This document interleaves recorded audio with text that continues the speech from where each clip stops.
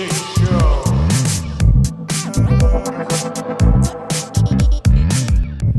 How's it, everybody? We is the Joy Schtick Show. You know, your three favorite friends from Hawaii have gathered once again to talk story about the latest things we've read, watched, or played. We'll share our shtick with you, so mahalos for sticking around. If you fancy what you hear, please like and subscribe on the platform you frequent. It super helps us out. And I'm your co-host Drake, and that's Scott. How's it? And you'll notice again, our bestie T-Dog is out and about because he has some things to take care of, so we are holding it down until he can ground and pound. So, we've got some things to talk about today. We've watched some stuff. We've read some stuff. We will get into the Bottoms trailer that just dropped.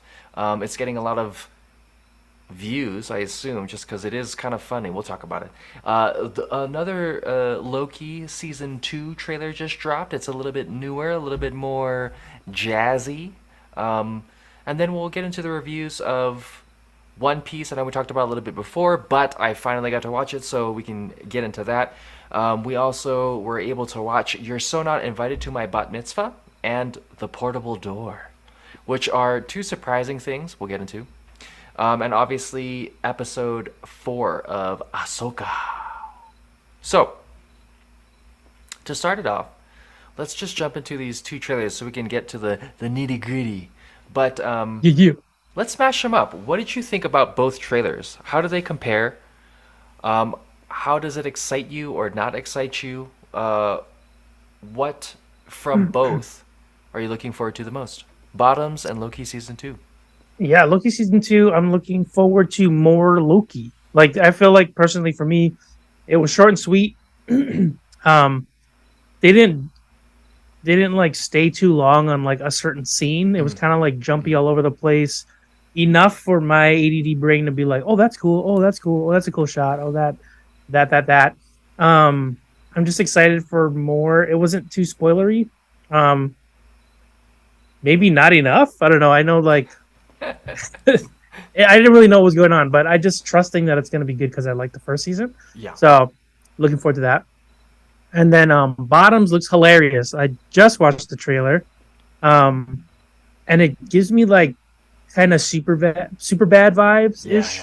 Like two friends and they're just in high school trying to get their high school goals.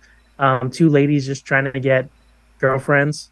Or just get laid by other ladies, and it's just like hilarious. Like the duo they have is just, it's fun. So I'm looking forward to that. Yeah, no, the dialogue in Bottoms was very hilarious. Like, definitely now, I think when we talked before about, or just in general, of like comedy and writing as a whole, how much more evolved it's gotten. I think it's far more diverse comedically. I'm looking forward to seeing how these act, because I think they're a little bit of lesser known actors, younger actors, so we could get to kind of see them flourish, much like how Superbad did for both Emma Stone and Jonah Hill and Michael Cera. Who else was in that movie? Other people? Yeah. No, what was it? It was Jonah Hill. Was it Jonah Hill and who? Michael Cera, wasn't that? Michael Cera? Yeah, pretty sure. Oh my gosh, I think so. And so I mean, hilarious. with Mine's the Superbad. I don't really remember it.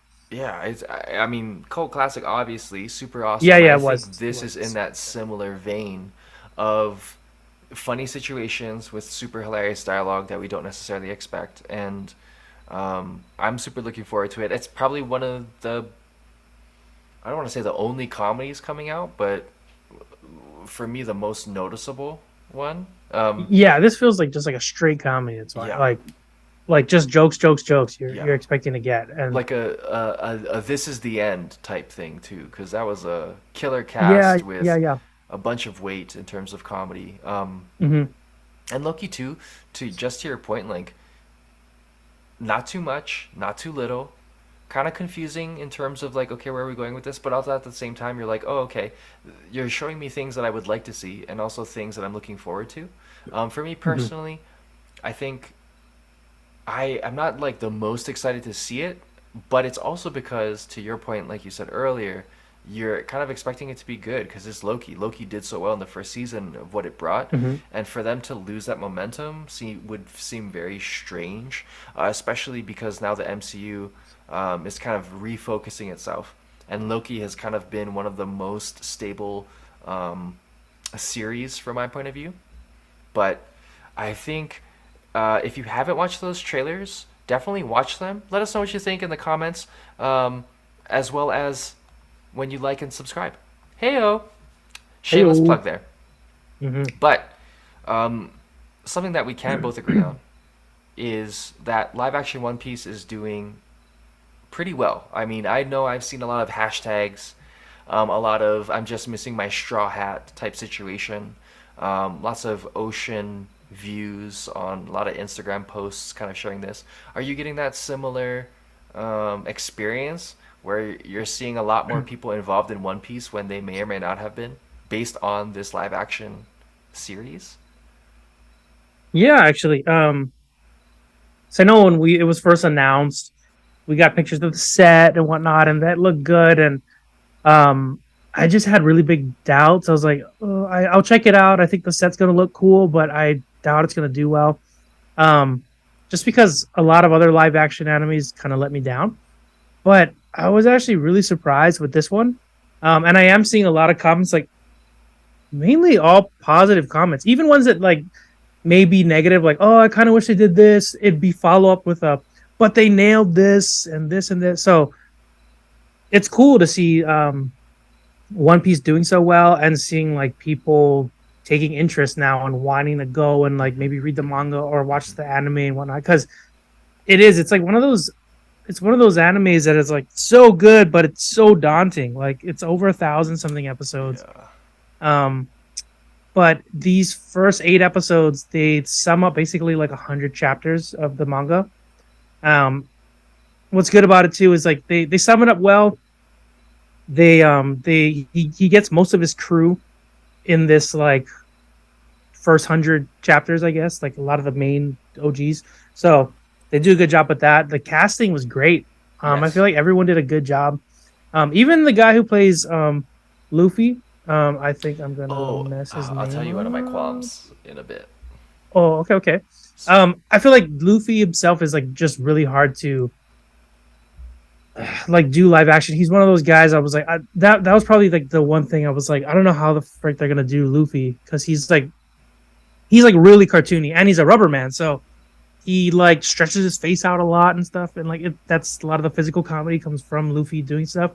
But I do have to say this guy, Inaki Godoy, I believe his name is.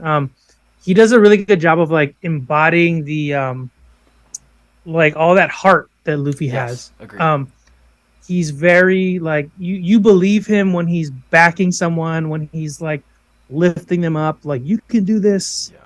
Um, The costume sort of thing. designer is great as well too.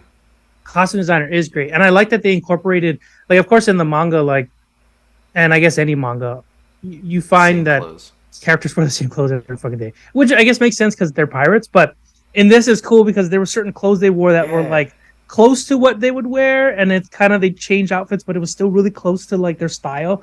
So they freaking nailed that, and I really like that. All the characters were like of like different ethnicities, Yeah, which was yeah, cool. yeah. Like when you read it, you kind of do expect that, but at the same time, like everything's drawn in a like Japanese anime style, so Yeah, so it would be kind easy of to that. understand like they were all Japanese or something. Yeah, yeah, But yeah. Just different um, tans. yeah. But man, it's like there's so much that they did right with this. Agreed. Oh, and a lot of the live action stuff kind of gave me like Umbrella Academy vibes, like Ooh, from yeah. taking the comic to real life. Mm. It was similar to that. Like Umbrella Academy is kind of a goofy comic too, and like the way they were kind of to keep it within budget and like make it work. They did a good job with this as well. Granted, they put a lot of money into it, and when Luffy does his stretching and stuff, that stuff looks awesome. Yeah. But they were able to do a lot of practical stuff, like the physical fighting and whatnot. Like the choreography was great in this. All the sword fighting and stuff, and like the baton or the bow staff fighting and stuff that Nami does. The flow was like real quick. Like I assumed it would be more CW, like like like but it was Yeah. on par um to what I was, I guess, hoping it'd be. Um and it was cool to hear that the guy who plays Sanji wanted to do his own stunts or his own kicks. So he like Yes. learned how to like do these kicks. I think he like was doing like taekwondo, like started like 2 hours a day and then was like, I gotta learn more. So like all the Sick. kicks you see in it are like him learn how to do it and then did it. So props to him because Yeah. like that's insane. But yeah, I mean I could go on and on, but Yeah. what do you think about One Piece? How do Um, you like I it? got three things. I got one is not. Well, okay. So I definitely enjoyed the casting. Everything you said, I 100% agree with. I Mhm. wasn't. I was one of those people who was like, oh man, you want me to read One Piece? You want me to start at the beginning? And then I tried to watch the first episode because I was like, oh, I watched the first episode of live action. And I was like, ooh, like the anime is just like it's hard to watch because it's Yeah, so older, right? And so yeah, it's and dated. then Yeah. having the introduction in the live action, you're like, this is kind of way better than watching this art style that is antiquated. Not to Mhm. say that the story isn't there, but like you said, I think maybe reading the manga in the beginning would be better for me moving forward. However, Mhm. I think based off of what I've seen in what I've read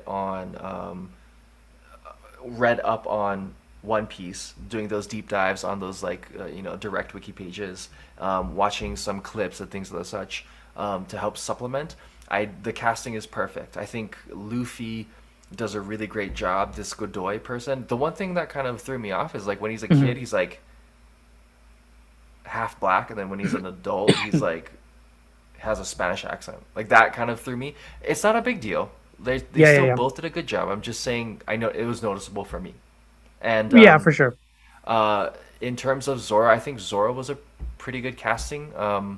In terms of how this person's demeanor uh, is, I do like Anami. I think historically, in terms of female Asian characters, uh, very voluptuous and fanfare, right? And I think this hits a very good medium. Like this person is not only good at acting, good at playing her role, but kind Mhm. of plays the part because we do know a lot of anime, a lot of the fanfare, a lot of the females have kind of more of a um, Caucasian complexion and also facial features to an extent as it pertains to. But I thought all of that was great. I think the one thing that One Piece does the best, aside from telling the story and doing anime live action, which no other really thing has done well. I mean, Rurouni Kenshin was kind of, even though that's kind of easier. They tried to do Avatar, that was kind of, maybe the new one is going to be better. But I Yeah, maybe. think as a Bleach fan, if they could Mhm. darken it up in terms of not only the tone but like the violence, that they could do. I could see a Bleach happening, and it could actually make sense and be Yeah, good for sure. live action.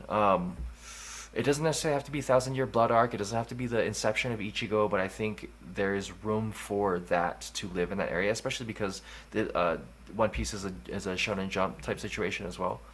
Um, I will start getting into One Piece more just because of this, and I hope that does the same for the rest of the people who are watching it because it is getting a lot of views, um, and it's kind of hard to dislike it. I mean, Yeah, I mean, yeah, for sure. One Piece for sure. Like when I first started, it was really daunting. I had a friend that was like, "You got to get into it. It's like really good. It's all right." And I started reading it. Like I was telling you, it's easier. You can get through it a lot quicker, and the art is good, right? yeah, So it's better than the if you go back and watch the first episodes of the anime, it's ooh, kind of like Dragon Ball art. Like yes, it's dated. It's it's you Cran could Shinchan do it, style. but it's easier to just watch it, and then the art does get better over time when it catches up to, like, I guess whenever all the animes were getting better with art wise, that's when you can jump in and watch it. But yeah, I feel like it this show nailed a lot of even like the small things in each character. Like I guess you get more of it later as it goes on, but even like Zoro, like when he found Luffy, when he was like riding on that big area with the trees and whatnot, and then he was like, "Oh, you came," and he's like, "Actually, I was trying to go this other way." Like he just accidentally stumbled upon him. Like it's very Zoro. Like he has a horrible sense of direction, but he's always serious. Yeah. So like he'll like confidently go the wrong way until you tell him, and he's like, "Oh yeah, yeah." Like and he does like so. A lot of these characters like really embrace like their, or a lot of these actors really embrace the character. Like even Usopp, I feel like hopefully if they do another season, he could lean more into the Yeah. exaggerating. I guess I mean it comes down to the writing, but it is funny like that he exaggerates, he lies all the time, he tells tall tales, and it's even funnier when certain crew members eventually like start to naively just believe him, even though they see him in fights and he's like not the greatest. But he's like, oh yeah, I took on 1,000 guys one time, and they're like, what, really? Like and it's like just part of the comedy. But yeah, I really hope they get like another season. It's cool. Like they hint at it. Like I won't spoil it for you, but it ends in a way where they're hinting at like the next part of the story, and then you're introducing like newer characters. And what's cool about this show is like if you're a fan of like DC or Marvel, whatnot, it has that like X-Men element with the powers. Yeah. Yeah. They do like people have really cool powers, and it's like as the manga and anime go on, like you get introduced with like to new people with new powers, and that always keeps it. That's like another level of it keeping it interesting. But yeah, I mean it's cool, and the one thing I wanted was for people to watch this and be like, I'll give One Piece a shot, and it seems like that's what it's doing. So that's cool, man. The one thing I would say that they, for me, kind of helped turn the tide was how they got you to like care about the characters, and not only care about the characters, but like care about the group being together as a group. I was Yes. so invested in like them growing together. That kind of amazed me. I feel like not a lot of things do that really well. I mean, even in like epics like Avatar, like I kind of they went through the whole stories of all these people, and like kind of at the end I'm like still didn't really care too much. And Avatar was a huge, grossing movie, and I feel like Yeah. with this it just felt more to me. I don't know, very strange. But Yeah. Yeah. They definitely did a good job.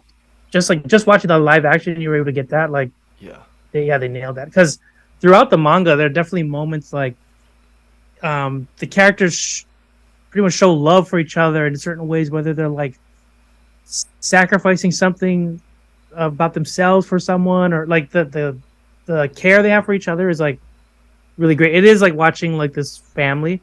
yeah, Yeah, there's moments where you're like really sad. There's moments where you're like super hyped for them. It's it this yeah this manga does a really good job of like keeping you like super invested in all the characters. Like Oda does a really good job of juggling all the characters, making them all have time to shine, and have like multiple stories going on. Because there's times where like in certain arcs, like they'll split up, and he does a good job of like checking in with them and like keeping it going and having you interested and like looking forward to them when they meet up and all stuff. But um, yeah, it's so good. so I'm good. I glad mean, it did well because it's yeah. so good. We hope that our synopsis makes you want to go watch it, because we definitely want to invite it to our bat mitzvah. Yes, Seamless. Um, seamless transition. this was a Adam Sandler movie, and we do know Mhm. that Adam Sandler likes to travel to a destination, film his film, wear what he wants to wear. He's Adam Sandler. But this one, he brings his daughters, he brings his wife, he brings his some of his other confidants, people he works with. What was the first 10 minutes of the show or of the movie? What did you think, and then how did you grow into your thought process of it as a whole? Yeah, when it first started, it kind of reminded me of Lizzie McGuire, Yeah, that show. Yeah, it's yeah, like I thought it was gonna be. I guess it kind of is like it focuses on like what it must be like to be because I'm a man. Like what it must be like to be like a teenage girl right now. yeah, Like grown, yeah, um, because I mean it's telling a story like we haven't really been able to like relate to. So not really, like no. certain circumstances they got going on in this movie, you're like, damn, like that's like I guess kind of like Mean Girls did, where you're like, dude, like what, like people can be awful people, Yeah, and like dude, there's certain yeah, situations in this movie that like brings that. But at first it seemed kind of Lizzie McGuire-ish, but yeah, and then there's moments like you see them trying to like she's growing into a woman. She's like, she's becoming what 13, right? Is when they do their She's had her period plot. for 7 years, Dad. Oh wait, what was that? When Oh she was like, yeah, I've he's had like my that's a period for long 7 years. period. Yeah, yeah. She like just got or she had her period for no 7 months. Oh, 7 months, yeah. Yeah, yeah. She's got her period for 7 months. There's a point in the movie where like she's trying to prove herself, and like there's this big like cliff thing, Oh, and she says to all the cool kids like I'll jump off, and then she does it. Everyone's like, dude, so badass.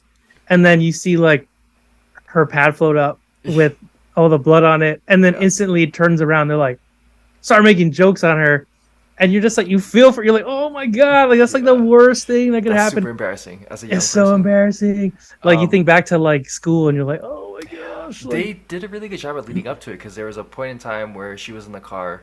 Adam Sandler, her dad, calls talking about, "Oh, I need to get you these pads, blah blah blah," and then the yeah, sister was like, "Oh, Dad got you these pads. They're on your bed." Like so, everything kind of interconnected really well, to lead up to that moment, even though it wasn't super noticeable. And also that like reservoir has been in so many Netflix things, hasn't it? Wasn't it was inside of Stranger Things. I right, believe yeah.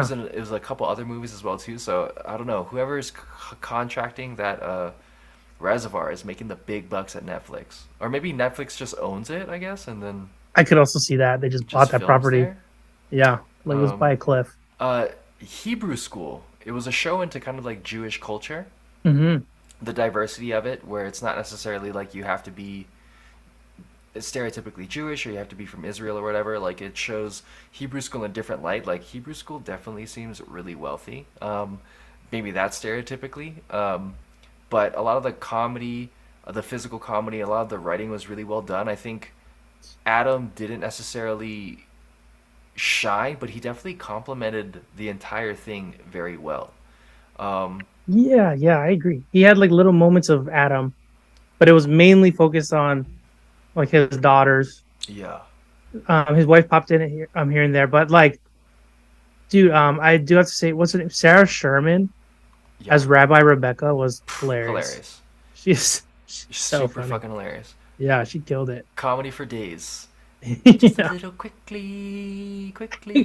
Quickly. And Yeah, it's India hilarious. Menzel was in it. She sang Frozen. That was pretty cool to kind of see her in real life. I feel like we don't see her a lot in things. Maybe Yeah, I'm that's not true. watching what she's in. And she did a great job as well. Yeah. Yeah. Um, Supposedly it was doing really well. I know there's been a lot of thumbnails and like headlines that say like, "Oh, it's Adam Sandler's best movie," or they're trying to go down the negative route and say like nepotism or whatever. But his daughters are like genuinely good actresses. Like it's not as if they're shitty. Like I can see if like they're not good. Like for example like Lily Rose Depp, Johnny Depp's daughter. She's super good Mhm. at acting, and that kind of makes sense because it's Johnny Depp.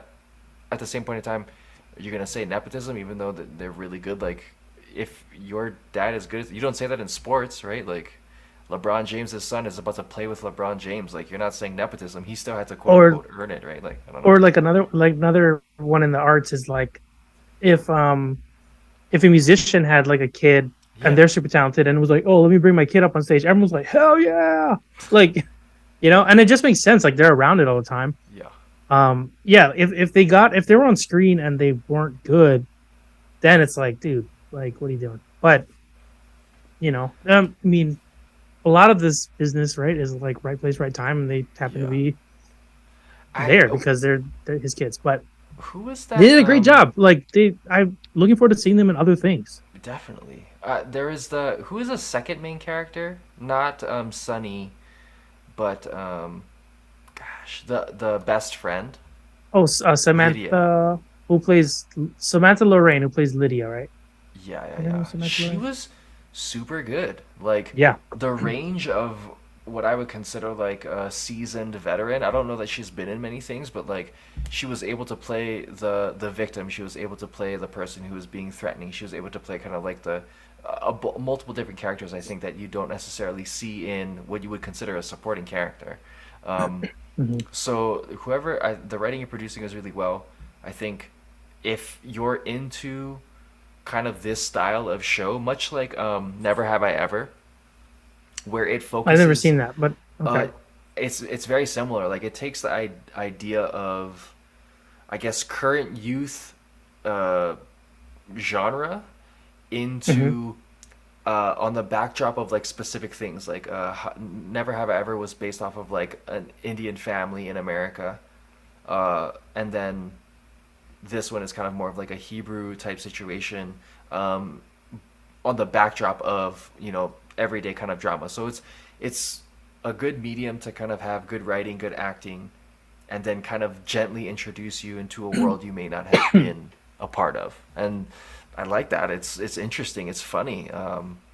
Yeah. Is that kind of what you got from that too, or what was your takeaway from that movie aside from Adam Sandler is killing it in his late age? Yeah, and still rocking the basketball shorts Yeah, I know. in his movie. Like he can do whatever he wants now. He It's can great, do right? anything really. Um, It's like but yeah, I think I ended up liking the movie a lot more than I thought I was gonna like it based on the first 10 minutes. mm, I got really invested in all the characters, and even the side characters, and even the side characters, like the aunties at the all the party. Like it's funny, like oh yeah, everyone's yeah, having a yeah. bar mitzvah, so they're like going to one every weekend or something. Yeah, And they then all like the came adult from table and like Only Murders in the Building too. Like, yeah, yeah. But yeah, everything was great. Like really funny, funnier than I thought it was gonna be. Guzman was yeah, hilarious too, as the other dad. Like, dude, um, so funny. We're getting a and you know divorce. yeah, but the Hebrew school too was pretty cool because I don't really know much about Yeah, that. Yeah, like I didn't know anyone who like went through that, like any like Hebrew school or anything. So it was cool to see that side, and also like the added pressure of like at 13, like you're kind of already going through a lot, yeah. and then you gotta like Live you have up. this pressure of becoming an adult, Yeah. you know, and yeah, it I was really mean, interesting. a lot of cultures do that, and I think a lot of cultures do that in general. And in the Hmm. past, it's been a lot more prevalent, or it's become currently a lot more pageantry. But I think society in general lacks that kind of coming of age celebration Hmm. and the handing off of responsibility, to which I think this show did really well. Like, you fucked up, it's your responsibility, you take care of it. You don't, I Hmm. mean, how often are you seeing that actually play out in television to where they're actually giving you a message that you should be taking home potentially? Um, that was one Yeah, of the, without feeling too preachy yeah, about it. without feeling, Like yeah, yeah, they it show fit not well. tell. Yeah, yeah. And for us, like in honesty, in Hawaii, I don't know that I know any Jewish people that we grew up with, aside from like Yeah. adjacently, right? They maybe their grandparents were Jewish or whatever. Hmm. So for me, like seeing that, seeing more of that, more educational, super interesting. Um, yeah, I mean that's how you grow the pot, right? Is you add to it subtly, and if you like that flavor, or if that flavor becomes more abundant, you can start adding more of it, right? And you have a Hmm. you have a taste for it. You're not just like, ooh, I've never tasted this before, and then you have that automatic fight or flight reaction. So, Yeah. I don't know. Good things coming from that. I know I had texted you, and I was like, oh, I just watched this thing, and it transported me to a place that's similar but different, and that's The Portable Door on Amazon Mm. now. Yeah, Um, it's on right now, guys.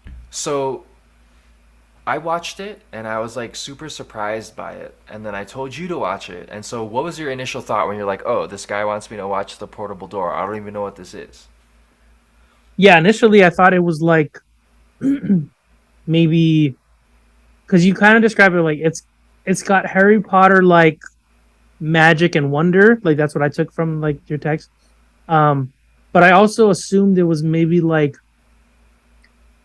Percy Jack Percy Oh, Jackson Lightning Thief yeah, or yeah. like a newer like just newer young YA novel. Oh, Type. yeah, I yeah. thought I expected the main character to be like 13 or Teens. something, you Yeah, know, yeah, like yeah. something like that. Just because like the magic and whatnot and Harry Potter because it starts where he's young too. But yeah, I went in without watching the trailer or anything. I just kind of just went in and started watching the movie, which was great. because the main character of the film is figuring it out as well. Like main character is not really knowing what's going on, and like things start slowly unveiling in the world he gets introduced to, very much like Harry Potter and like the Magic Society. It's Mm. like that sort of thing. Um, and I'm just there along with him, like, yeah, what's going on? Can you tell the main character what's going on so I can know what's going on? But in a good way, because you're Yeah. figuring out with him, and as he figures out, like, oh, you're doing the same thing. Um, but very cool concept. And it's called the portable door, and eventually they get to that. He gets a portable door, which already is very cool. Like, I mean, I don't know anyone that's not obsessed with like teleportation, Yeah. you know. Yeah. I mean, we know Puppies. teleportation, Duh. right? Yeah, Yeah. puppies. Yeah. Yeah. Yeah. So, very cool aspect. Like, it ends up being like a towel, and you say like knock knock, the door appears. You say where you want to go, and it just takes you there. And I'm like, sold. You know, that's Yeah. awesome. And then it unravels into like more mystery, and it's like a magic mystery type of movie. Really Yeah. cool. Yeah. Um, Cast is great. Christoph Waltz is in it. Sam Neill from Jurassic Park is in it. Mm, Um, both great. yeah, Great dude, job. just super great. And then there's some other individuals who I think are a lot more popular outside in Europe versus the U.S., but still also a Jim Henson Company production, Mm. um, which is kind of amazing. I mean, when's the last time A we saw something Jim Henson that and B that wasn't puppets, which I would have loved if there was puppets as well too. Who cares? Um, That must have been the makeup towards the end where they showed the. oh yes, some things that you would have to see if you watch it. So go Yeah, I watch don't it. want to ruin it. Like, Yeah. yeah, just watch it. But that must have been that. Yeah, when it said Jim Henson, I was actually pretty bummed. Yeah, you're I'm like, like, oh, okay, nice. cool. I haven't seen Jim Henson in a Yeah. long time. Like, it brought back those like childhood memories of like getting pumped for like the puppets. The main character in this, I just realized now he was in Shadow and Bone. I don't know Oh if you watched that. yes, yes, He was like yes. that one pirate with the flying ship who like was royalty or whatnot. Oh Very yes. different character because in that show he's like Super kind of a different. pompous, like super confident Oh, dude, and then this one he's like second guessing himself. He's tripping over his words. Um, Great actor. dude, Yeah. I forgot what's his face. From Crazy Rich Asians is in there. Chris Pang. Oh, Chris Pang, he did a great job in this. Yeah, he was also in that one movie that we just watched. Oh, Joyride. And freaking Eowyn from Lord of the Rings is in here. Yeah, Miranda Otto. Like yeah. such a such a large cast for something that's relatively unknown, and I only say that because I haven't heard of the series The Portable Door, but it is based off of some books. Yeah, it um looks like book 1 of 8. oh, one of This the eight. portable door title. Have you done any more looking into that? Have you even heard of that? Like how have we not heard of it if it's such a big thing, I would say. Yeah, I don't know. I mean, granted, I mean, if it's a YA novel, maybe we're just out of the loop. Maybe this is like a series that kids are currently reading. Um, Not sure, but I mean, it's also 1 of 8, so it seems like the series is probably already done. Yeah. But very cool. Like, I hope they do more. It seemed like it was, what did it say, MGM Plus. Yes. So Which I didn't even know MGM had their own streaming service. Yeah, I But know. maybe that's why it's on Amazon, because they're either trying to push it or they've just merged with Amazon. I don't know. Maybe Amazon owns it. But It's still really cool. I hope they do another one. Yeah, to the point, or I guess to the behest of the viewership and things like that. Like it's hard for us to talk about it because having gone into it cold makes it so much more enjoyable. Hmm. To be like you talked about discovering everything with the main character, to kind of have your own questions and not necessarily have them answered, but have them glanced upon to want more. If they made another one, I would watch it. Uh, it's almost as so. If do you remember the Dark Crystal, Hmm. the original Jim Henson production, and then they Hmm. redid it in I think in like 2019 or 2020, Oh, that's right. slightly For updated. Netflix, right? Yeah, and to me, that's kind of the vibe of the situation. Like when you sort of kind of like I've seen the original Dark Crystal, and then going into the Mhm. new one, you're like, okay, what's going to change? What's this? What's that? Like, what's familiar? What's new? This portable door felt that way because you get elements that you're already familiar with, Harry Potter, or maybe you've seen these actors and you kind of know how they're going to act or whatever. But Mhm. in just such a new lane, um, an adjacent lane, it just felt good. It felt new. It felt refreshing. Yeah. Almost like you're drinking a different brand of your favorite type of soda, if you drink soda, whatever Yeah, for beverage. sure. It's like yeah, it's kind of like what we were saying with like how One Piece was like similar to X-Men in that way where like if you like the power aspect, you get it, but it brought to you in a different format. Yeah, The same thing with this, like if you like Harry Potter, if you like that genre with like it's kind of a family film. It's nothing too scary, nothing too um like yeah, too adult, but no, it's definitely also not. like really like there's mystery to it. It's fun. It opens up your imagination. It brings out that kid like, oh, what if I had a portable door? Like where would I go? Yeah, Sort of thing. Like I love those sort of things where it like kind of opens up to questions like, you want to talk about it more with your friends after watching the movie. Like, oh man, like just to expand more on the universe. It's kind of cool. It kind of, and in a way, too, it's like a Britishy movie, right? Like, or Britishish. I guess Yeah, it's yeah. all British movie, but it kind of reminded me of like Hitchhiker's Guide, but Oh like yeah, for a young adult, you know, like it's kind of quirky. It's got weird characters, and then you slowly find out more about them as the movie goes along. yeah, Um, yeah, it's cool. I definitely recommend checking this out. yeah. You might just fall in love with it. You're gonna look at staplers in a whole different manner after watching this show. That is for Um, sure. but and this leads us to essentially the latest and greatest of what we've been following, I think, very intently, which is Ahsoka. Yeah. And dramatic pause because it definitely deserves it. I think this episode, much like a lot of the critics are saying online, was fantastic.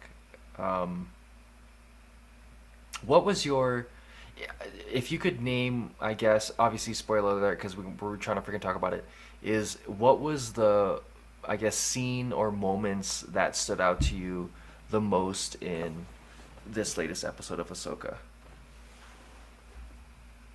Um, Well, this portion of the episode, we're also gonna. Thomas has some notes. He was able to watch it too, and he wanted us to include it. On this one particular thing, I share um maybe one of the same favorite parts. He mentioned the lightsaber battles and like the how did he put it? Let me give him the lightsaber battles and the emotional stakes. And I that is something that really stood out.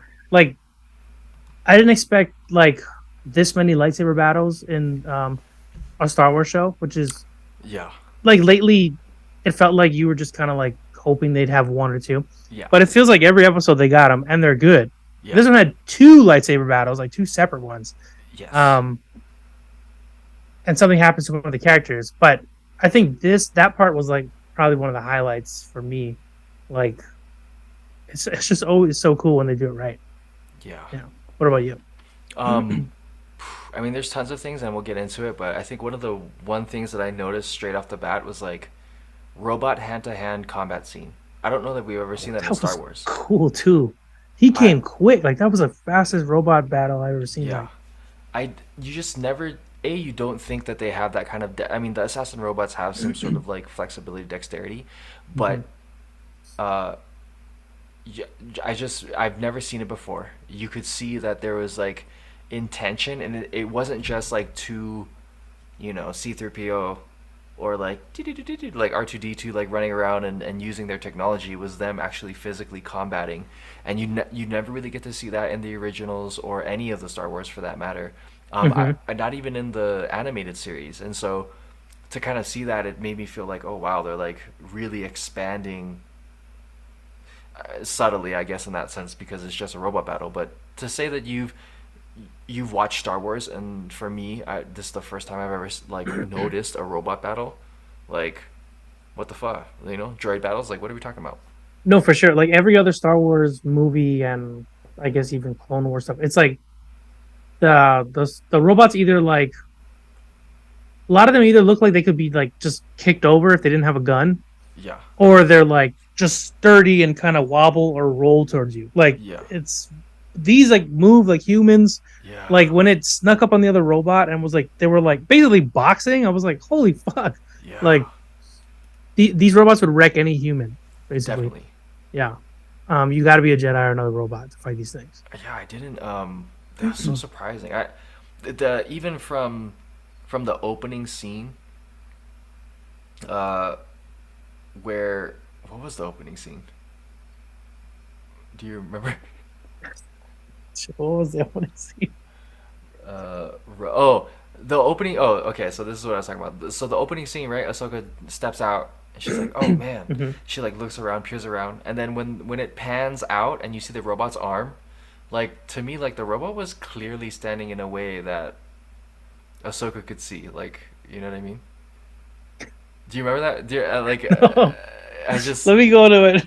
yeah, yeah. I gotta pull it up. Yeah, yeah. It's just it was interesting because you would think like it's like behind a tree or some shit, but you just see its hand, and then you see like you see the aircraft, spacecraft, and then but then there's like nothing in front of it. So I'm like, oh, how did nobody see this clearly robot in the midst of trees? Like I don't know. That's just one funny thing for me. That's hilarious. But the way that Sabine and Ahsoka were working together was something that Okay, we, I do remember. yeah, Yeah, yeah, we haven't really yeah. seen in a bit, especially with a Mandalorian and a Jedi. The way that they took care of all of those droids handily uh, Hmm. was crazy. And then they decided to go for like a light jog to their destination right after that. Yeah, Um, Cardio is on point for them. always. And then cut to I think Hera and her son. We're gonna go, blah blah blah, and then we get to see Appa again. Carson is back in the X-wing, flying to whatever planet they were going to. Sorry, I don't remember the planet's name. Um, yeah, it's just some of those moments were really fantastic. I have some notes, but they're kind of sporadic. Um, it cuts to again Elspeth talking to Balin about, oh, you've lost faith, and then uh, Balin was like, lost that a long time ago. And I was thinking to myself, is Balin gonna get a freaking flashback episode? I need to know more about this character, because towards the end he talks to Ahsoka and Sabine and gets in their heads, much like a Sith would do. But he's definitely not a Sith. Um, and the way that he has like this honest, genuine want for things to be better, maybe based off his experiences or his traumas, but he's not necessarily on the dark side.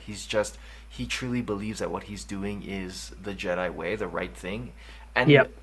if we don't get a flashback episode, I mean, obviously we can't have a spin-off unless you recast. Uh, so I'm, hopefully that's the case. And then Balin, they bring up the map in the following scenes, and Balin Hmm. goes, witchcraft. And I was thinking to myself, like, we're in a universe, like multiple different universes, and you can use the Force to move things. And like, just because this thing comes up and shows in a different things, like, oh, it's witchcraft. Like, I don't. That kind of made sense and didn't make sense. Yeah, yeah. And then, It also looks like technology based. yeah, so I like that was kind of interesting. He's just so ignorant. He's like, "What is this blasphemy? What is this witchcraft? Witchcraft." Um, and yeah, and like we don't even really get to go into the the Dark Sisters. No, what are they called? The what Which what is her one? group of people called? Elspeth's group of people. Oh, I don't know. I want to say Twisted Sister, but I think that's a band. But Yeah, I think it sounds right on both. yeah, It sounds like a band, and you're right. But I yeah. don't. And well, any Hoosers, they get to that point. Ahsoka and Sabine show up, or Ahsoka and Sabine are running to it, right? And then Balin's apprentice is like, "Hey, you're not going nowhere, right?" And they start batting again. That's super sick. You see Yeah. Ahsoka get into like samurai stance, and she's fighting with this. Inquisitor, and then Ahsoka like handily beats him or her, uh, and then the apprentice looks over and is like shocked, right? And I'm like, did you think that that person was gonna beat Ahsoka? Like, it just like didn't make sense to me. Yeah, and so I guess like Thomas wrote down a note there. What was his point? I'm just gonna read his thing that he sent Yeah, here. yeah. He said, Marok, what is a reincarnated inquisitors? Oh yeah, that was weird. Evidence being that when he dies, he dissipates like the monsters in Jedi Fallen Order on Dathomir. So I haven't Oh played the yeah, game. Um, I know Thomas says he wants to go more into that when he's able to come back on, but I thought that was really interesting. I guess if we played the game, we would maybe that would be a bigger like oh shit yeah, moment. I mean, it was a pretty big oh shit moment though because I did not expect yeah, that to happen. I thought he was about to take his helmet off and he's gonna beat somebody or something, yeah. You could make an but he entire just army like out of that kind of guy, ghost smoke guy. yeah. So like that's insane, and they're that hard to beat. Like Yeah, and they're that ugh. like yeah that was super interesting. It does raise I think a lot more what is gonna come next because if you don't if a night sister is able to do that with those things, then you I mean you could have an arm. Why would you need an army of whatever when you can just make a bunch of those assumedly? Yeah, Um, so and then Balin talks about destroying to create as he's kind of speaking to um, Ahsoka and Sabine. Their Ahsoka and Balin's battle was very interesting because you could kind of it was very reminiscent of Obi-Wan's and Anakin's. A lot less to emotional situation, a lot less to lose, I guess, because they were so close. But you could see Ahsoka getting upset. You could see her yeah. questioning things. You could see how Balin was twisting kind of her emotions to a degree based off his words, and then even more so when you see what Shin come back, and she's like, Sabine, is she dead? And then she moves her with her force and throws her against the thing, which you've never seen her do deliberately to like hurt something or Dude, yeah, it looked somebody. like she broke her neck. Like she slammed her against that wall. And then Balin took advantage of that because she picked up the uh, what is that, the map, but it burnt her. But other people picked it up. Witchcraft. Yeah, and so witchcraft is Guess when real. it's plugged in, it's dangerous to touch. Yes, I mean She wasn't wearing the electrocution is real. gloves. Yeah, Yeah, rubber gloves. you have to wear Yeah. the right gloves. You have to do all those things. So Which I guess it was too strong to force pull it out. I I don't know. get, yeah, I guess. But the That way thing that was super strong too. The way they destroyed it. was hard. It took Balin, like like what, 30 20 seconds of seconds? Yeah, lightsabers. It's like, and it then took it a finally long was ass like time. blows up. Yeah, crazy. And so, uh, since then, we get to see. Well, Ahsoka gets kicked off the cliff. Shin comes back. Balin comes back, and then you see Sabine's there, and she's like willing to shoot this thing, the map, so that nobody can do it. And then it harkens back to when Ahsoka and Sabine were talking. Hmm. You want to get Ezra back, but are you willing to do the right thing regardless of the outcome, etc.? Can I trust you? And in this moment, we're watching. She's like, yes, you can. I know, which obviously we can't Which because no. Yeah. uh, to me, when I was watching that, I understand that if she destroys it, we don't have a series. We don't have four more episodes. But in my head, I'm like, Sabine, like, what are you doing? And it doesn't help that you're a woman getting emotional and making the emotional choice, right? You don't.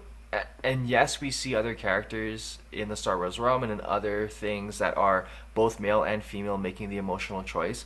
But explicitly, when it's pointed out to you and you understand the weight of everything, and you still chose to do this, was frustrating. Obviously, that's what it's meant to do. Yeah. Um, It's, I mean, it's like, it is one of those like, you're it's like you don't even know if this person's alive, but it's one person you're trying to bring back, Yeah, and it's not even a sure thing. yeah. But you're willing to risk like everyone, not only on one planet, but like multiple planets. It it To, further yeah, signifies to the differentiation and the oppositeness of Ahsoka and Sabine, right? Regardless of gender, is yeah, that Ahsoka's a Jedi and Sabine isn't in terms of the typical can control your emotions or is not looking for emotions and vice versa. Whereas in Star Wars, or I should say, Clone Wars, Ahsoka was the one who was a little bit more emotional, and Anakin wasn't. He was the one that was a little bit more practical. So the roles have reversed, right? Um, and then we harken back to Hera and Carson getting there and literally not taking a single shot on the huge hyperdrive situation before it goes into hyperspace. Um, yeah. What was their plan? I have no clue, They're but like, they didn't. stop it. They're like, don't even worry about it. Yeah, like And then they just kept flying closer. Like, were they just not ram it? Like, not one torpedo. Like I guess because the circle was gonna go through them, but like you didn't as a person who knows because Hera was like we need to stop it, or the robot guy was like you need to keep it from leaving, and yet there was no shots fired, no torpedo, no nothing. Right? Like what? yeah. I mean, granted, we don't know how they're gonna stop, but it would have been nice for one line of dialogue, like, "We just got to get to the blank," and then we'd be like, "Okay, they got to get to the blank," and that's how they're gonna stop it. Yeah, But it was like, for all we knew, they just kept driving close to it, and then it drives past them, and they get hit by the wind. Oh fuck! yeah. And then they, two of them die, or whatever. Like right, like So the X-wing runs to the other X-wing, and then they're like, "Ah, fuck, I we know it's didn't like do it." no. You're like, "What was your plan, though? I wish There's you no kind of rational included plan. us." It Yeah, was quite crazy. I I had no I didn't know where they were going with that. I kind of like okay, so what now? Because I guess they're gonna be like, oh well, Sabine will then have to go through an arc of change and growth in order to be able to take over the ship and maybe help stop them or whatever, whatever. Because they're the ones who have the map, they're the ones who know the location, etc., etc. Um, and then we jump to uh, Ahsoka waking up in, I guess, the Force zone, and she's yeah. hearing her old master's voice, and she turns around, and it looks like potential. I mean, I know that's Hayden Christensen, but it kind of looked like a CG Hayden Christensen. Um, yeah, I kind of did. Huh? I mean, It could be. I mean, to an extent, yeah, because I mean, I don't know if it's like because it was like him from a very specific moment in time. yes, So it could have been like when he was her master at the master, time, yeah. and when she was a lot younger. That's like the the face he took on. Well, But in yeah, the Return of the Jedi, the OG Return of the Jedi, the well, I guess not the OG, but the remastered Return of the Jedi, they put in Anakin Skywalker as Hayden Christensen at during that time. So maybe they're trying to stick with continuity in that situation. hmm. But what were your so there's a lot of like implications about what Ahsoka's doing moving forward. But what did you get from that moment? What were you excited to see potentially happen moving forward? No, I don't even know. Like, my first thing was like, oh, this looks like the Rainbow Bridge in Thor. Then I like for a second, I'm like, is she like dead?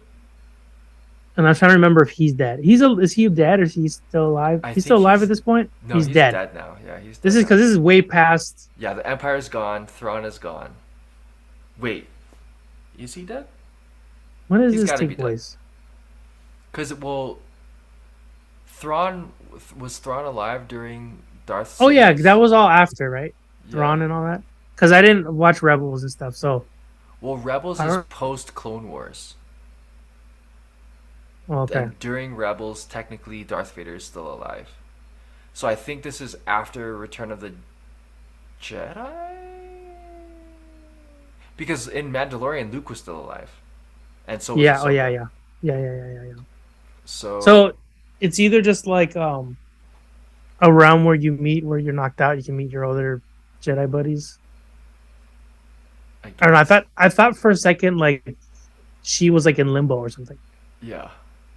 Because we've never seen anybody go to like this force space. We've only seen like force ghosts outside of that situation. Yeah, it's funny if like she pops up. He's like, "Oh, I was about to call actually. I was right about to show up and be a first Yeah. force ghost." If he's So still like, I don't know. I'm so bad that people are probably listening. Like, you fucking idiot, dude. Know the timeline.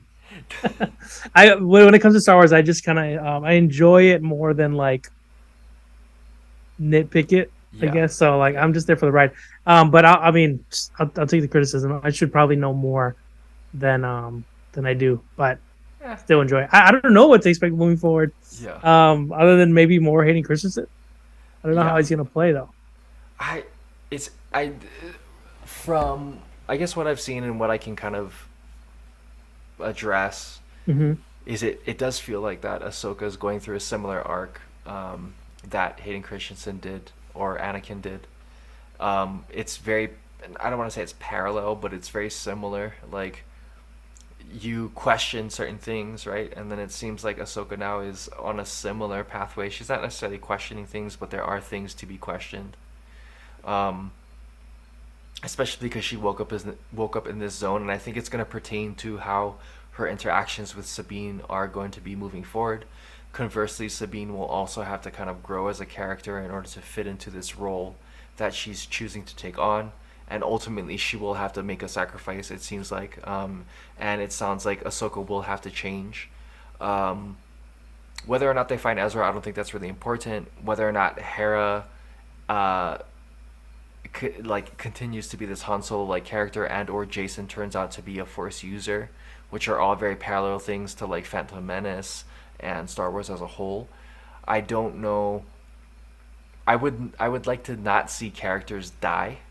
At the same point in time, we know moving forward we haven't seen Ahsoka in Return of the Jedi or any of those originals. We also don't see her in any of the sequels, to which maybe they're trying to reset that whole situation. Hmm. But um, it does kind of seem like all of that is leaning towards that direction, that Obi-Wan type direction. I need to teach this next person. This next person needs to grow, and in order for that person to grow, I need to leave the situation. But that's all speculation, to be honest. I don't really know what's going to happen, just like you talked about. I'm just excited to continue to be on this Ahsoka journey moving forward. Um, Oh, one but question: Did Sabine use like a mini force push when it he did, she did the thing and then what's her name like turned her head, yeah. but I And don't know if she like turned her head to brace it and then was like, "Oh yeah, you got nothing," or if it was like like a little nudge and she felt just like a little.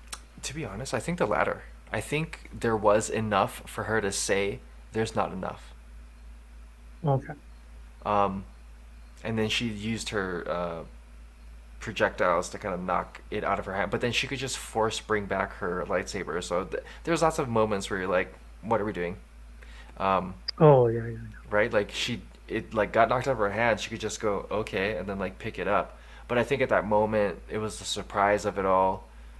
It was the surprise of, what do I need to do to get to save the thing that I'm trying to save, versus, take Sabine out, because she definitely wants to take Sabine out. There's like this rivalry that I think is going to flourish a little bit more, but seems very misunderstood at the very moment. And Balin in general too. I think there's a lot more there. The mystery of that character and the weight of that character um, just needs to be Mm, unfolded. hold Um, it.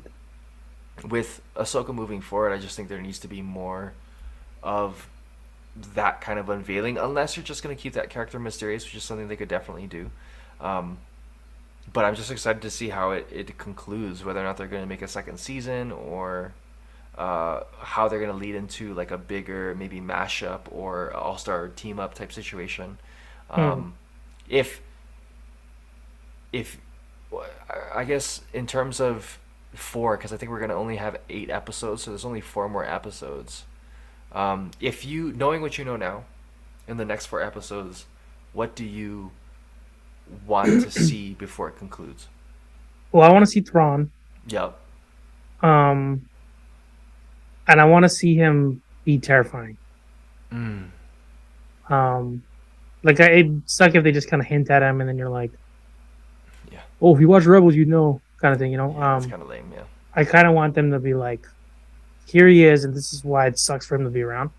Mm. Um, so I want that, and I feel like Shin's probably gonna kill Balin. I feel like I know it's not a traditional like Yeah. Sith and apprentice sort of situation, Yeah. but now that Balin's like, you have my word, like no harm will come to you, and then Shin came and was like, I want to harm her, and she's like, hey, stop it, Yeah. like let her go, like she's a dog, Yeah. stop it, I promised her. And Shin's like, fuck you, I didn't promise, And even just like, she's cuffed already. And like, Shin's like, she kept pushing her for no goddamn reason. Yeah. Like, hey, whack, whack. So I feel like there might be a moment later where Balin keeps trying to check Shin. And then she's going to be like, you know what? Fuck you. Maybe like stab in the back. Yeah. And then have this moment where she goes after Sabine again. Yeah. And then they have another battle or something. But When I don't know. Sabine's better at fighting, because it Yeah. makes Sabine look real not good. Like, you know how kind of badass Sabine is when she's younger in Rebels, um, but the way they're making her look now, just in my opinion, just weak. Like, I understand there was a lot of trauma, right? She lost her family, she lost Ezra, she was lost, she, was a Padawan, now not a Padawan. She's not as close to the people she cared about as much anymore, and yet she's making these decisions based off of her emotions and kind of her feelings, which I understand carries a story and her feelings in that moment as a character. Um, but in terms of how can she redeem herself, I think she's piled so much evidence against it that it's going to be the expectation for her to redeem herself is much higher now. Like I need to see her be above and beyond for me to be like, okay, Sabine's back.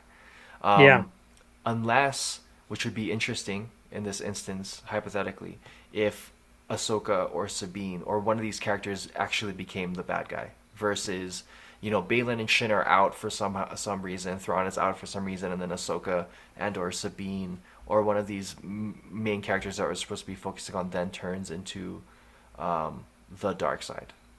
Uh, That'd be interesting. it would be new. It would be refreshing, I think. Uh, I mean, I don't know what you would do moving forward just because there's so much established intellectual property already and storylines, whether or not it's from the expanded universe and or what we have currently. But I trust Dave Filoni. For sure.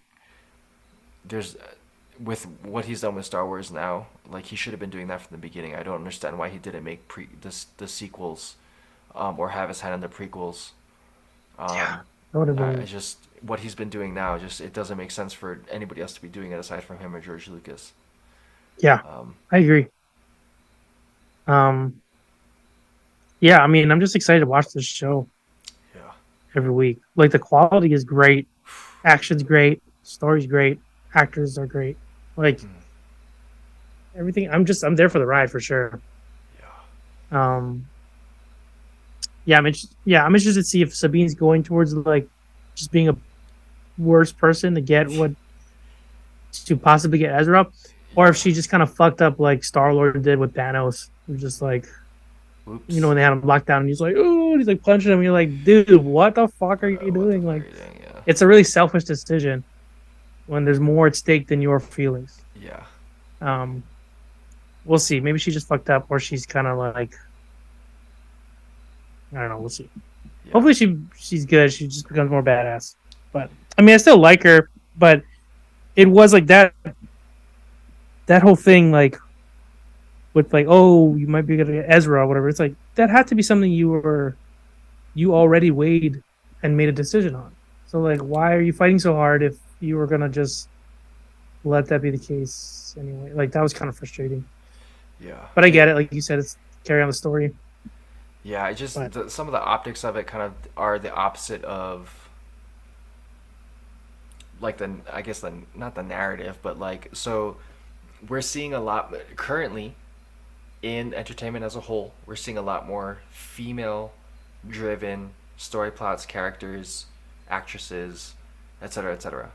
And now versus previously, they're doing a lot more showing than telling in terms of providing evidence for this character's um, characterness, right? Whether or not whatever wherever on the spectrum of like good v evil we are, Hmm. And it's just how they're portraying Sabine is counterintuitive to all of that now. For me, like I just don't. I understand it's a part of like the story plot and the character driving and being able to create these moments where change can happen. But in seeing it, that was my first reaction. So I know that things are going to change. I understand that it's not my ultimate feeling of the situation. It was just my first feeling of the situation, um, and I'm looking forward to that changing because Dave Filoni, this cast, these writers, everybody who's involved in this project has proven that not only can you tilt Star Wars in a better direction, but you can do it without hurting the IP and bringing homage to everything that fans love about it. Yeah, yeah, I agree. Yeah, I trust him. That's probably what he wanted. He wanted us to be disappointed in her for now, because I mean, people make emotional decisions all the time, Yeah, you know. So like, it's like a human thing. So yeah, it makes sense, and they're not, it's not always the right decision. So that's just part of it.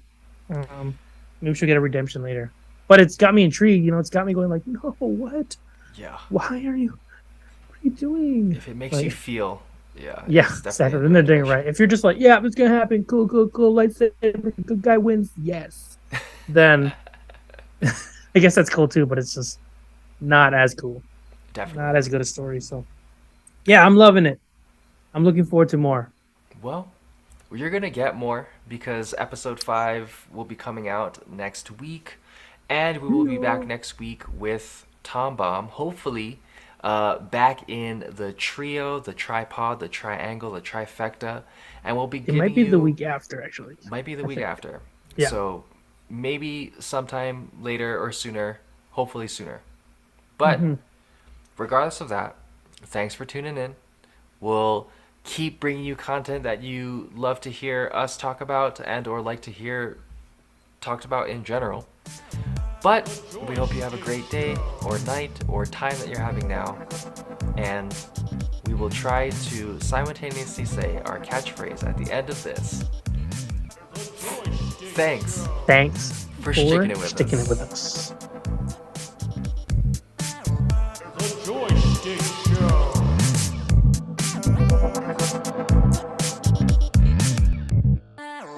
The Joy Schtick Show.